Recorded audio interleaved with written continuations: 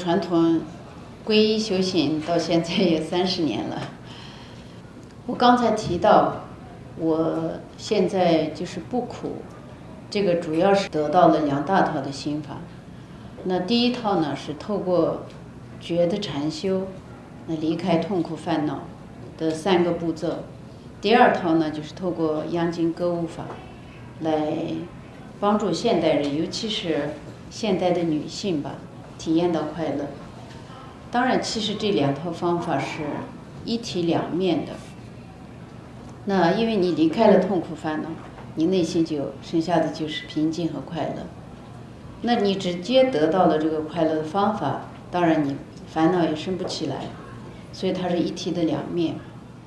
在过去的6、7年里面吧，我和先生雨婷呢，在全国有10几个城市，我们就展开一些教学。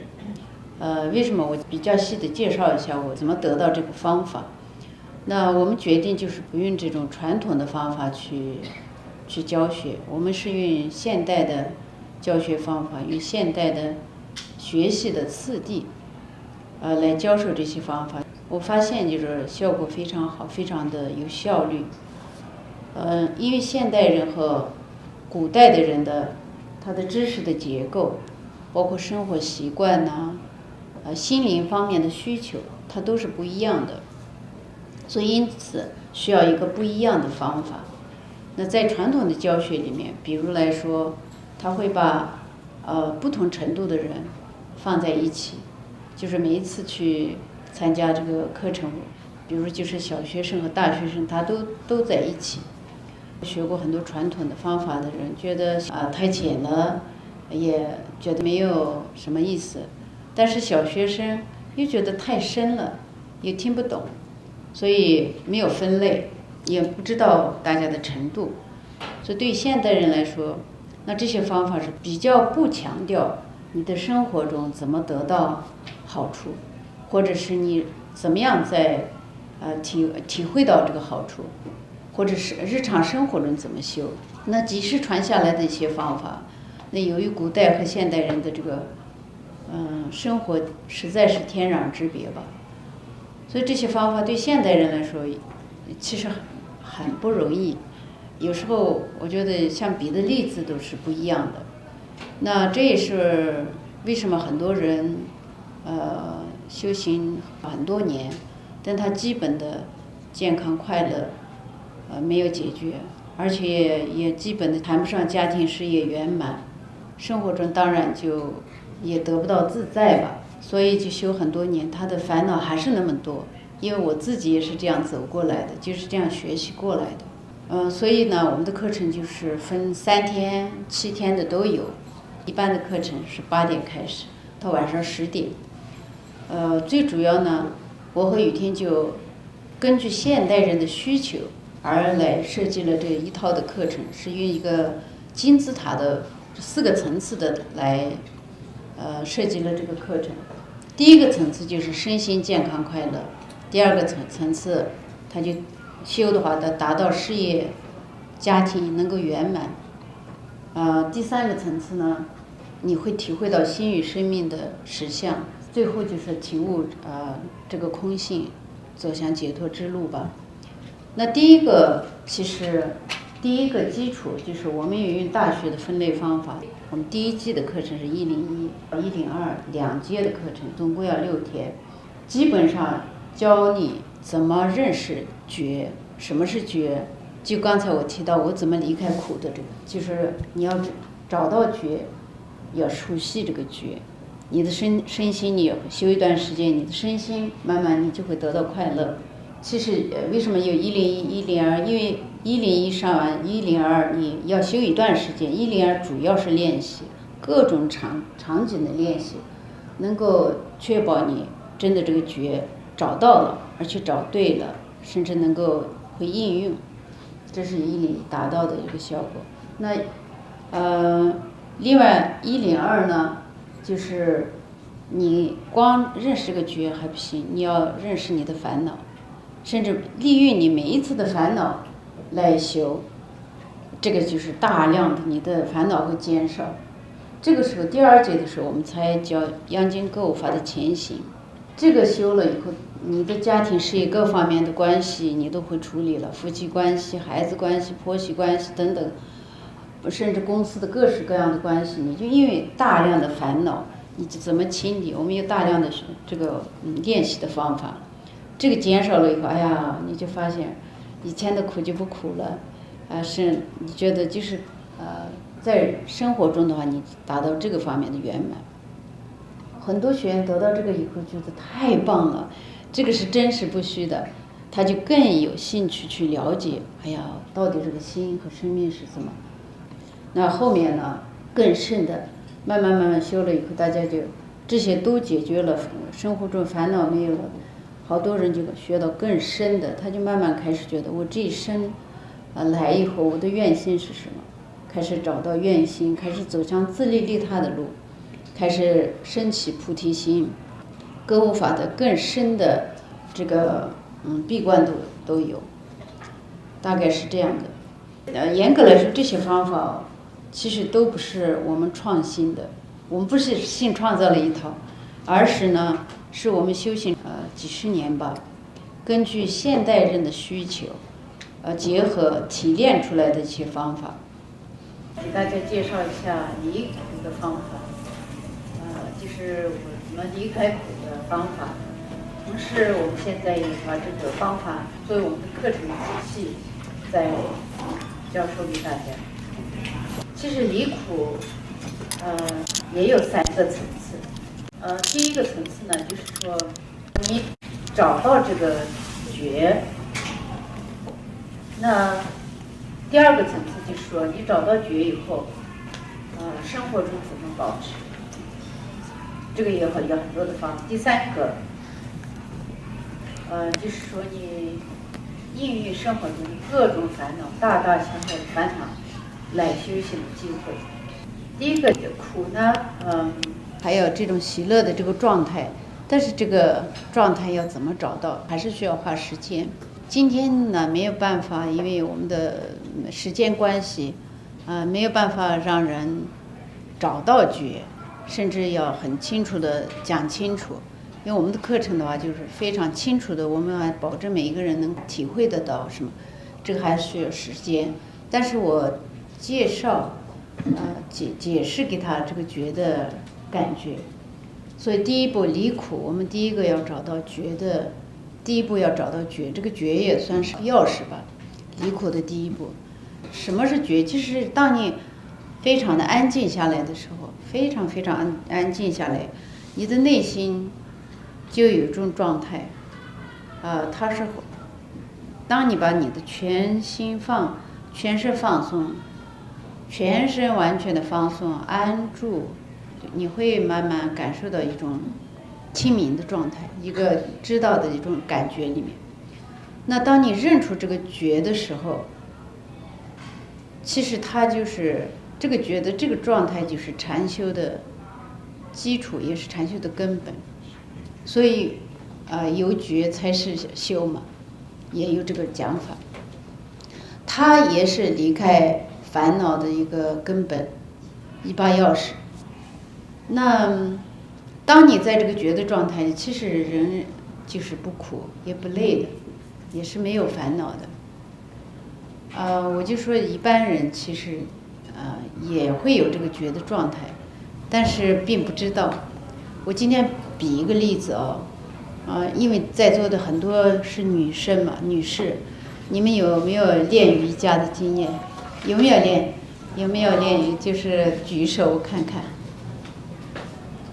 一半以上啊。平时我也会举很多例子，但是今天我就讲瑜伽的。比如来说，你们练完瑜伽但练得很熟了，刚开始练当然腿痛身体痛就不大容易，但是你瑜伽练得非常熟了以后，你做完瑜伽那个状态，你就会有一种非常的放松，身体很放松，心很清明，心里就是也没有任何念头，我心里好像就是很满足圆满这样的一个状态。其实这个就是一个初步的觉。所以觉也不是另外一个东西，它是就是一种心理的状态。但是呢，可惜的一般人是，他练完瑜伽没多时间，他保持不住，问题在这里，一段时间就又没有了，这个感觉没有了。那如果你回到家，或者是你遇到什么烦恼，你更就又掉进去了。所以这个是，所以初步的要找到觉是一个关键。我自己其实找到觉，当然我不是透过瑜伽找到的。那每个人，我找到的方法，突然找到或感觉到的那个，你不一定是透过那个事找到。当教给你方法以后，你可能是别的什么事情上会突然遇到这个觉，碰到这个觉。所以我找到以后，我就在生活中一直练习。所以我练习熟悉了以后，就才能做到身很忙，身体忙，心不忙，身体累，心也不累，所以就不会有烦恼的问题。你不累，你也没有苦的感觉，你也没有烦恼的感觉，该做什么做什么，就是这样。所以当然这个方法，我想只要大家好好练习的话，每个人都会做得到的。当然这个觉找到了以后，你也需要练习。练习就是在哪里练习？那家就是最好的道场。所以我说家是女人最好的道场。为什么在家里的任何时间，任何地方你都可以练习？比如你做菜的时候，你做饭吧，做菜从洗菜到切菜到炒菜，整个的过程，你都保持清明的觉的一个状态，你都把它完成。包括你整理屋子，就是扫地呀、拖地呀，包括洗马桶啊，这个整个的过程，你都保持在一个清明的觉的状态里完成。甚至你电脑工作也一样啊，你打电脑的时候，你处理电脑的工作，写文章，或者记账，或者网上买东西，你都会在一个觉的状态里。这样以后做一段时间，你就不会把你的脖子太扭，或者背部搞伤了，背稍微不舒服你也感觉得到，你会休息一下啊。不是不做了，而是我们不会把自己的，因为现在电脑做多了，我们的背就僵掉了，对吧？你就带着觉做的时候，你不会受这个伤，你也知道，差不多站起来走走这样子，大概就是这样。所以当每时每刻你在一个觉的状态里的时候，那你的心就会总是在一个很松弛、很清楚的感觉里完成每一件事。所以大事小事对我来说都一样。所以呢，我平时就是该做什么做什么，清清楚楚的去处理。但是我们的生活没有那么简单，对不对？我们很多烦恼会找上来，我们生活哪有那么平静的？突然就外面一个烦恼，这个烦恼那个烦恼就来了，再躲都躲不过。为什么？就是我们的烦恼的种子没有清掉，它透过一些事情会找上来。因为我们以为外面的事，这个先生肯定不好，对吧？孩子作业不听话，不做作业，这个不是公司老板不好的。事实上，当我们学了以后，你发现我的内心有这些问题，引起我这么强大的愤怒烦恼。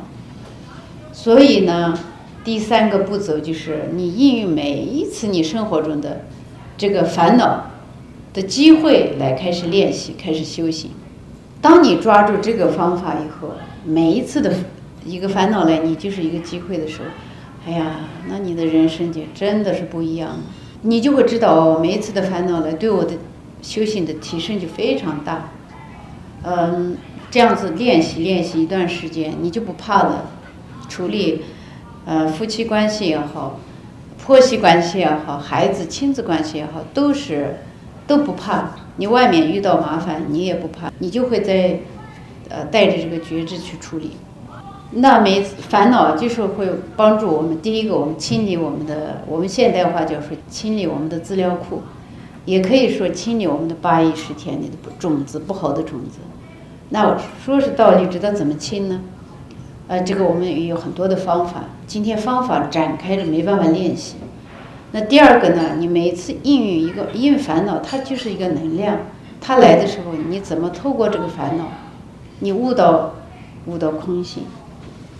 下面我给大家分享我自己的2个例子啊，你们一看，这个例子我叫阴郁烦恼。我清理我的资料库，我说我清理我的从小到大的一些，我就选了2个例子给你们分享一下。这个就是说把雨婷踢下床的一个故事。一个小女孩，你充满了这个。所以7、8年前，我和我先生一起就去我们泰国清迈的一个英国朋友家里去玩吧。他是一个禅修老师，他有个禅修中心，我们就住在那里，也顺便我们在那里禅修。那有一天早上醒来了，我也迷迷糊糊的，没完全醒来。雨婷就摸了一下他想摸摸我，就是摸了一下我的大腿。那我不经意的以后一脚就把他踹下床，因为床很小嘛，2个人睡一个单人床，结果呢，嘣咚的一下就把他一脚踢下去了。那踢下去以后，我自己还没有完全很清楚我发生了什么事情，但知道就踹下去了。我有点不好意思，他也没有生气，就站起来就走出去了。走出去我就越想越觉得很尴尬，我为什么把他踢一脚呢？就是他也没做什么事只不过就想摸摸我，对吧？结果我就不好意思，我起来我就洗漱完以后，我就跑去找他，他在外面草地上打坐，我就很不好意思，我就跟他说道歉吧。他倒没有生气，他说你为什么有这样子动作？我们2个就坐下来就打坐。结果我那一次我就进入很深的一个很深的禅修的一个画面和就是说是经验里吧，我就带到很深的。那大概我就进入我的17、18岁的场景。我其实17、18岁，也就是30多年前吧。那个时候藏区还是很落后啊。我经历过一次逼婚，知道吗？逼迫嫁人的这种，一个藏区的男人就逼着我要嫁给他。在今天的台湾来说，这不可能嘛，对吧？但是藏区还是有。他把我反绑在凳子上，就逼我嫁，就刀架在我的脖子上，一直就逼说嫁不嫁，如果不嫁，他把我也杀了，把我全家也毁了。那我那个17、18岁的时候，藏区的小女孩哪经历过这种，就很怕呀。但是我很倔强，我就不讲话，一直就一个晚上就这样子逼。后来呢，天亮了，他就没办法了。后来就说，就用刀就砍我的手，我到这个手上，左手和左腿上还有刀疤，就砍烂了。当时就是因为经历过这个以后呢，其实我对男人就有戒备，但我并不知道，我对就是有这种防范呢。为什么他摸了我就一拳打下去？所以呢，在我不经意的时候就有这个动作就反映出来了。当时那个很深的店里面，就是虽然我觉得这个事情过去了，我根本没有什么感觉了，但是事实上这种伤痛啊，或者是这种记忆，在你的细胞里还是种下去了，它不经意的时候跑出来。所以我们有时候我们都突一个事情火冒三丈，也不知道为什么，其实是你的内心有一些记忆会跑出来，某一件事情它就，当然那一次很深的一个禅定的状态里呢，而且我就看到了这个男的，他就笑着跟我拜拜了走了，就这件事情。当然我在这样一个禅修状态里，这种事情的前因后果它就全部显现出来了。那这个等于是就种子清掉了吧。那我也对我自己也了解了我对男的的感觉是怎么来的。那从此以后我觉得我变温柔很多。这个就要雨婷说，我不知道。我觉得我有很大的改变。这是一个清理资料库的，这个就是说当你有觉，你开始修的时候，你就知道怎么去清理它。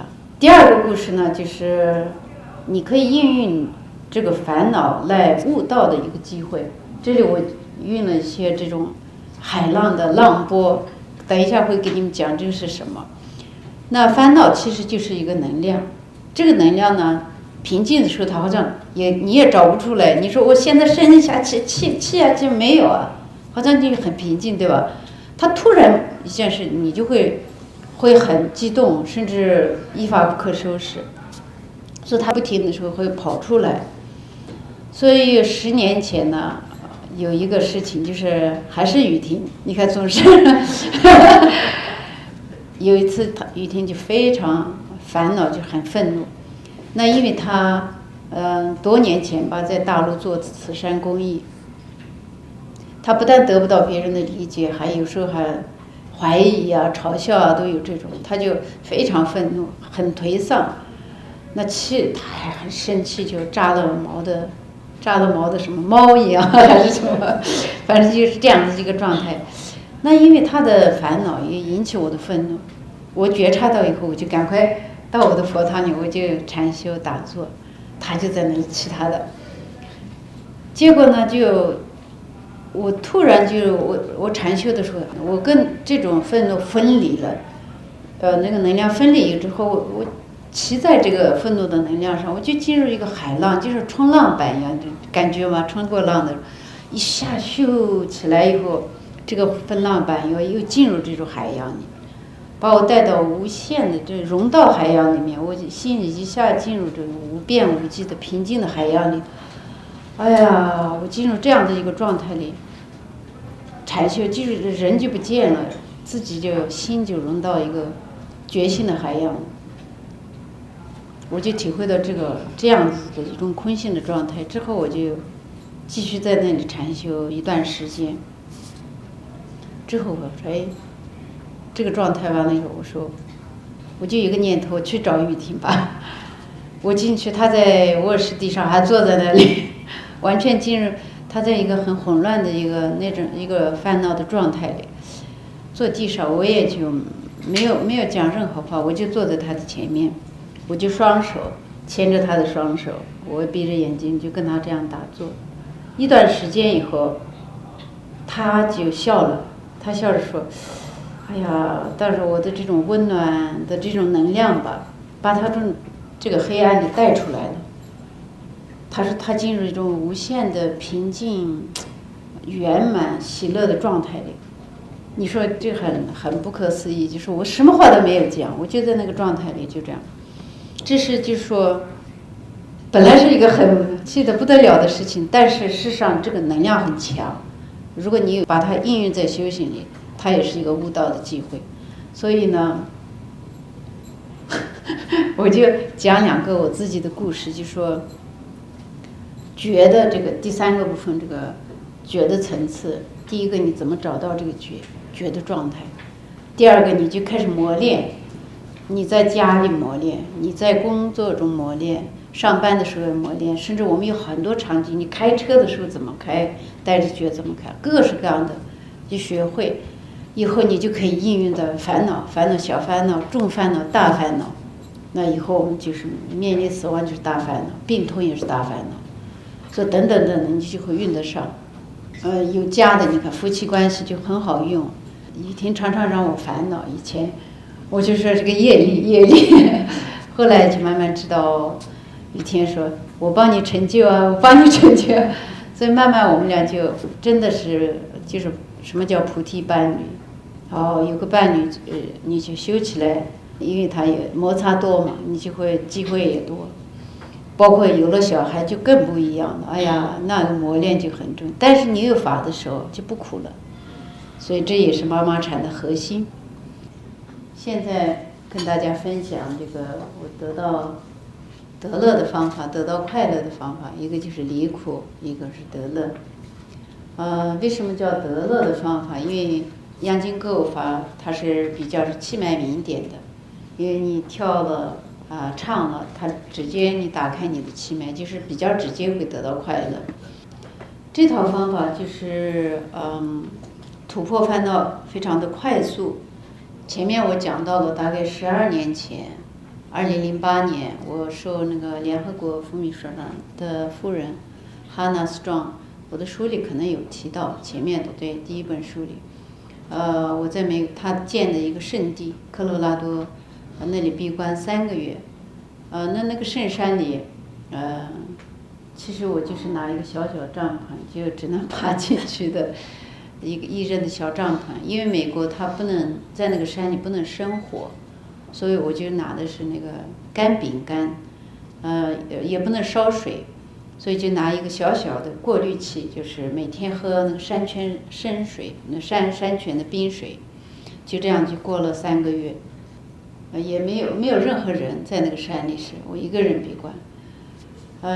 讲到这里，我给大家也分享一个好玩的故事吧，就是这个山顶上是这样的，但是我在那个半山里看不见人的地方，讲一个我遇到的一个好玩的故事。我每一天都是最晚6点起来，我就会在户外的石头上去打坐吧，打坐到了黄昏，差不多我就会回帐篷。那天也是一样，打完坐到了黄昏，太阳快落山了，我就在帐篷里我继续做功课。我就帐篷门还没有拉起来，我就在那里禅修。那我就远远突然看到一个黑黑的一个很大的一个动物，慢慢摇摇晃晃的走过来，它就越走越近，越走越近。我就仔细一看，哦，原来是一个熊，那种大的黑熊。后来我才知道这个黑熊就吃人的吧，因为它低着头一直在那样找东西，叫边闻边走。他就一直走到帐篷门口，他准备要进来，他抬头一看呢，反而他看到我在坐在那里，反而他吓了一跳，就掉头就跑了。跑了以后呢，我自己就从那个禅定状态里我出来了，我是睁开眼睛的嘛，出来以后他跑了，我就赶快伸头出去看一下，也没熊了，我就赶快把帐篷门拉起来以后，我就越想越有点担心了。哎呀，幸亏我说我没有任何情绪恐惧啊，或者大叫一声啊这种反应。如果是这样的话，熊为了保护自己或者这样，它会攻击我，那就不得了了，因为熊那个指甲有好几公分长，不知道会发生什么事，我不敢想了。就说，当然就是我后来我想，我因为没有任何念头，人就一直定在那里啊。也没有什么情绪，没有念头，所以熊就没有去保护自己攻击我，也没有反扑吧，所以就平安度过。所以对我的修行来说有非常巨大的一个提升。或者人在一个无念和无惧的状态里，就是对周围的环境也是引不起这个别的东西。这是再讲回来吧，这是我的一个故事。那最后这个方法就是央金歌舞法，我再给大家这里再介绍一下。那我在闭关的3个月里面，就是我的慢慢心里大量的浮现出来这种帮助女性醒来吧，也可以觉醒，也可以说帮助女性那个真我的很多的方法，也帮助女性能够快速的离开烦恼，减少痛苦，甚至能够体悟到空性啊、正悟这样的方法。那这几年我实验教学下来，我发现其实不是光是对女生，对男人也是很有效的。因为男人们都不敢唱歌、不敢跳了。刚开始男人们来都排斥，这在干嘛？我干嘛要唱和跳，对吧？后来慢慢，现在我们的学员们越高阶的越都人都打开了，人就变了一个人。所以这个方法呢，其实有3个次第，一个就是透过声音聆听，特别好的，当然聆听对的音乐啊。第2个就是透过自己唱诵，就是第3个就是透过舞蹈。那这样的话，你就降服烦恼，我们也会体会到禅定啊，这种空性啊，这些让你的这个觉就非常的稳定。这几个方法，那觉知音、觉知诵、觉知舞的3个次第是，觉知音就透过聆听，我想大家刚才也听了，虽然时间很短，但是我想给你一个不一样的感受，跟我们外面听普通的音乐是不一样的。第2个呢，就是觉知诵，我们有一套的唱诵的方法，透过这个唱诵呢，你就会对你的身体会调频，你会打开你的气脉，慢慢的我们的就得到快乐吧。你的等于是你气脉里堵塞的打开，还有你的烦恼，包括我们的这种烦恼都会减少。那我们身体健康这些都附加的一定会得到。我们很多学员修了格物法就变年轻了。对，这个我不是在做广告啊，但是其实是我们的核心是我们要离开烦恼，我们要快乐，就修的没有烦恼。其实我们修的不是为了年轻，也不是为了世间的快乐，但是它是附带的，这些好处都会有的。第三个部分就是特别的一种舞蹈，就是透过特别的自信舞蹈的动作，它把你，就是我们身体堵塞也打不开，这个都打开了，身体通透了，气脉开了。我们气脉通的话，我们当然就是没办法生起烦恼来，大概就这样。所以呢，这套方法当然就是透过能量的运作吧，可以就是得到喜乐。得到很稳定的觉的方法。那我们刚才就是整个简单介绍下来这阳经歌舞法的这个几个次第吧，因为它其实是比较深的一个方法。虽然你是好像在唱，好像听唱轻松，其实它越修越深的话，甚至瓦解你的自我，你这些，它不是一下就学会了，所以需要学习和练习。今天只是简单介绍一下，需要时间，需要学会怎么发音，怎么掌握这些技巧。舞蹈的话也还有慢的、快的，还有各种的动作，需要花点时间他才能够学会。我最后用一句话呢总结我的今天的这个分享吧：当你快乐了，你的家庭才会快乐。这也是送给你的一句祝福吧。当你快乐了，你的家庭才会快乐。所以我们修行，我们一定要自己快乐，修快乐了，你的家庭才会快乐。当一个妈妈快乐了，一家3代人才会快乐。这个照片里就有我的婆婆公公，有一家3代人。我现在婆婆公公很开心，每个周末都要来看孙子，就享受这种3代人的快乐。所以一个妈妈很重要，一家之主，所以我们有使命让自己快乐起来。当我们呢成为一个修行，成为一个智慧慈悲的父母的时候，我们才能给予孩子最好的教育。所以当我们有了好的孩子，我们才能有好的世界。所以因为妈妈禅的核心还是2代，自己修快乐，还要为了下一代。母亲嘛，扮演着很多的角色。那最后我就祝福大家都成为快乐、智慧、慈悲的母亲，祝福大家成为快乐、慈悲、智慧的母亲。让我们的孩子能够创造美好的未来，所以这个是我们每一个母亲的心愿吧。